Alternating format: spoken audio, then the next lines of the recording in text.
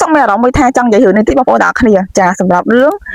អាម៉ោកនៅក្នុង Page Metro Cambodia រឿងនេះដូចជាចាក់បានដល់ភាគទី2បងប្អូនទាំងអស់គ្នាចឹងខ្ញុំចង់ដឹងពីអារម្មណ៍អ្នកទាំងអស់គ្នានៅពេលដែលអ្នកទាំងអស់គ្នាបានទស្សនារឿងមុននេះហើយអ្នកទាំងអស់គ្នាយល់ថារឿងនេះមាននៅក្នុងសង្គមពិតអត់អ្នកគ្នាបើតាមអារម្មណ៍ខ្ញុំគិតថាប្រកាសជាមានដូចក្នុងសង្គមពិតជាក់ស្ដែងអញ្ចឹងចាប៉ុន្តែខ្ញុំអត់យល់ថាហេតុអីបានជាតួអង្គ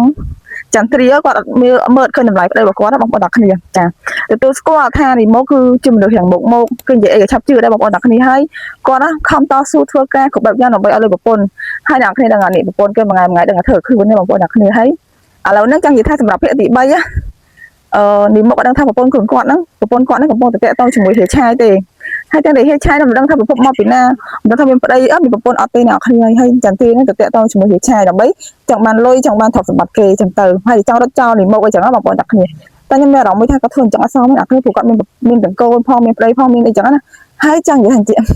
សម្រាប់យាយវិញក៏ចូលដៃចូលជើងជាមួយនឹងចៅស្រីដែរបងប្អូនទាំងគ្នាលាក់បានជាមួយនឹងនេះមកខ្លាំងមែនតើចឹងអ្នកគ្នាចាំទាញមើលហើយអ្នកគ្នាមានអារម្មណ៍ថាជឿចាំអត់បើសិនជាយើងជាប្តីខំរលុយបានធំដល់200000ក៏ដោយយើងខំទាំងនេះឈាមយើងអ្នកគ្នាហើយយកលុយប្រពន្ធបែរជាសឹកក្រោះថាវាទៅតុក